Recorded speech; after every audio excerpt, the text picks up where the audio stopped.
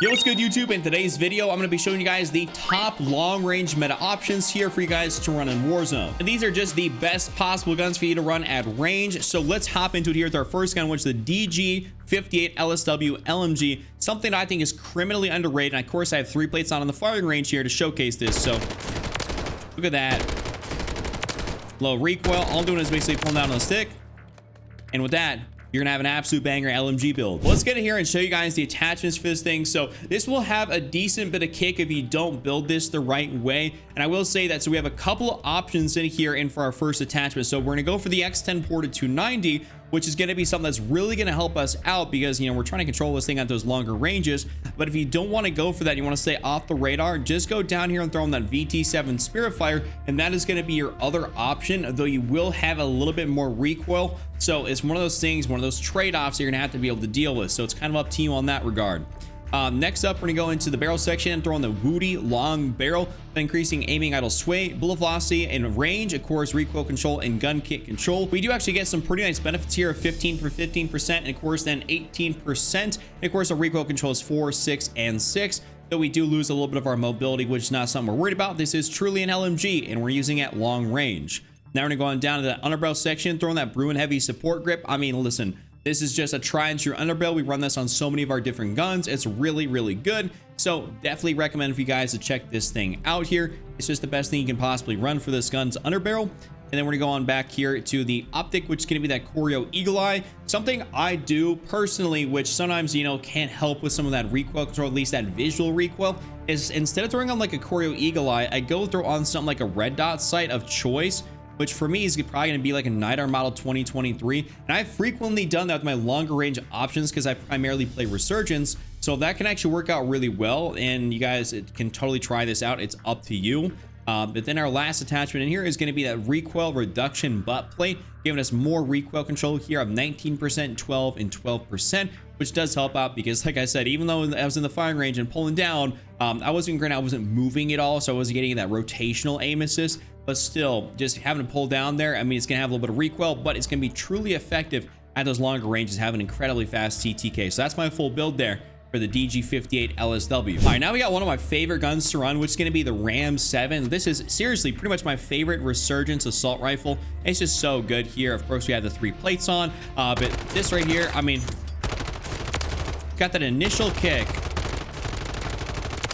but as soon as you can actually stabilize and pull down on the recoil, you're essentially golden. First attachment on this gun is going to be the Casas brake. This is going to help us out with that horizontal recoil. And you may be thinking to yourself, well, I mean, it does have a decent bit of vertical. Why would you not run something like the Jack BFB? And you definitely can run the Jack BFB, but I don't really find that to be as necessary. So I just go for the Casas brake here because horizontal recoil is 10 times harder to be able to compensate for than vertical. Vertical is pulling down, horizontal goes back and forth, and we all know that's a lot trickier to be able to compensate for.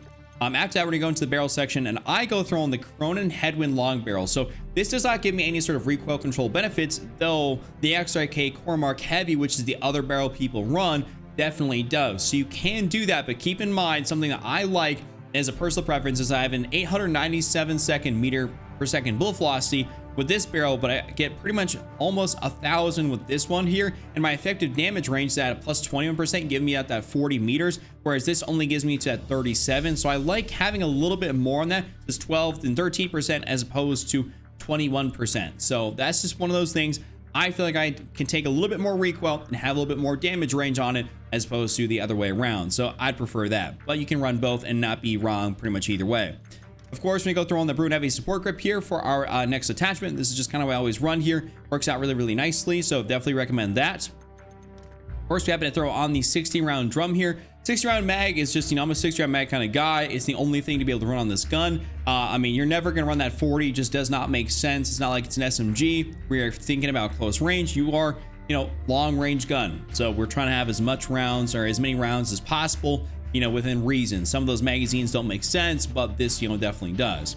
And lastly, we're gonna go back here and throw in the HVS 3.4 pad, which once again helps us out with that recoil control because we're able to utilize those beautiful Ram 7 iron sights, which I really personally enjoy here, getting us a plus 20%, 8%, and 8% overall for a general recoil control capability. So this is my full Ram 7 build. It's one of my favorite primary guns to run in the entire game. All right, next up, we're taking a look here at the XRK Stalker, pretty much the one-shot sniper rifle here in this game.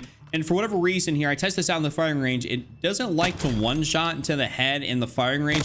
Not really sure why, but it doesn't actually do that. And you'll be able to even tell here in game when you use it, like it actually still does. So not sure why it's doing that. Another nice little glitch here in the game. Let's get here, break it all down for you guys. First, attachments, that Sonic Suppressor XL. This is overall a fantastic attachment. It extends out our overall bullet velocity and range, getting us out to that effective damage range of 75.7 meters. That is what you're looking at here in terms of your overall one-shot kill potential. That headshot is at 75 meters. So that top one right there, your effective damage range, that is the range in which you can get a one-shot, and that's what this is able to do. And we also look at our bullet velocity here with this build, a 1340 meter per second bullet velocity, which is absolutely nuts. It's gonna feel like kit scan pretty much, so it's really sick. After that, we're gonna go to the barrel section. We're throwing on that fission, whatever you want to call this, the 60 barrel, basically giving us a massive increase to our bullet velocity and range. As you can already tell here, we get a massive increase there. I mean, we're also at 1400 meters, and this is overall a fantastic barrel. Now we're going down here, and we're actually going to use the 0.50 cal high grain rounds. So this is what actually gets you out to having more of that bullet velocity and damage range, is running this. There was actually something a little while ago where people were going down here and they're running, I believe it was the 50 cal explosive, and I'll show you guys this right here. I don't know why I actually selected it, but that actually bumps you up to that 94 meters for that overall one-shot kill potential. But it's actually really terrible because you lose 48% of your overall bullet velocity. So it doesn't make sense to have a super slow bullet velocity, but to have your one-shot kill potential be moved out another like 20-ish meters. So that's your thing. You can definitely do that, but it's totally gonna mess your bullet velocity, and that's not something I'm okay with. I've dropped like 40 bombs here using this exact setup that I'm giving you guys, and I believe that the high cal grain rounds are the way to go. So definitely go for that.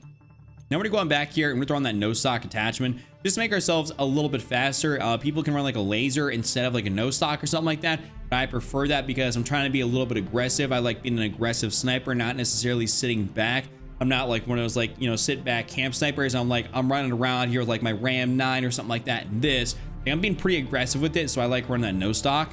And lastly, we're gonna go throw on the XRK Stalker Light Bolt, which can help us out their overall rechambering speed, basically because you have to rechamber a bullet every single time. So this allows you to get those quicker follow-up shots, which is something that's, you know, very beneficial when you're trying to get those downs, because you're not always gonna hit those one-shot, you know, headshots. So this is really nice.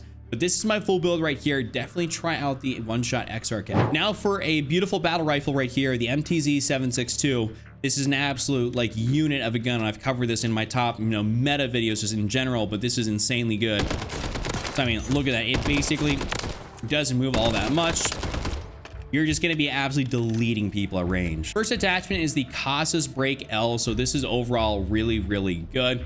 This just stabilizes the gun out. I mean, you don't need to run that Jack BFB on this thing. I don't really find it to be necessary. I find the recoil to be super steady running this thing right here. So that's why I got that on there. After that, we're throwing on the MTZ Precision Blackthorn barrel. And when you look at the overall effective range on this thing here, by having this barrel on it, it gives us a plus 25, a 25, and a 30% increase, breaking us out over that 1,000 meters per second bullet velocity, which is actually pretty solid. And I definitely recommend for you guys to have this barrel on there exclusively. Don't need to go for any of these other ones. It does not really make sense. Of course, when you go throw on that Bruin Heavy support grip here to help us with our overall gun kick control. Stabilizing this gun out is really a major thing we need to be able to do because it will kick. It's a high damage gun, and those high damage guns always do kick, so this really helps us out with that. So definitely recommend for you guys to use this. Of course, I have on the 40 round mag down here, and this is because I saved an MTZ blueprint from using that Jack sort of, you know, conversion kit. When I saved it, I pretty much was able to take the 40 round mag from there and save it over here. It doesn't give me any sort of other benefits other than having 10 rounds in the magazine. You can't do this anymore. Unfortunately, they removed the blueprint glitch. That's pretty much all it was. It was really simple to be able to do. So if you don't have that, go throw on the 30 round mag. For me, it just happens to still work. So I'm like, you know, I'm not going to question it. I'm still going to use my 40 round MTZ. But for everybody else out there, just run the 30 round and you're still going to be perfectly fine. I was running the 30 round for a long time prior to having that 40. Now for our last attachment, throw on that Corio Eagle Eye. So if you guys want to, you can definitely throw on something like a Nidar Model 2023, and that'll be perfectly fine as well, just to be able to have on like maybe a less of a precision sight. I play a lot of Resurgence, so sometimes for me, playing with just like a red dot sight works out a little bit better than having a 2.5, though you can still down people at some serious range with this thing, and that's why I really like it. But that is just been my full build right there for that gun. Well, that's been my top long range meta options video. I did also cover some other ones in my top 5, so I don't want to go over and recover those guns. So if you guys enjoyed this one, be sure to give it a like, subscribe, notifications turned on, check out this other video on screen. I'll see you all next time.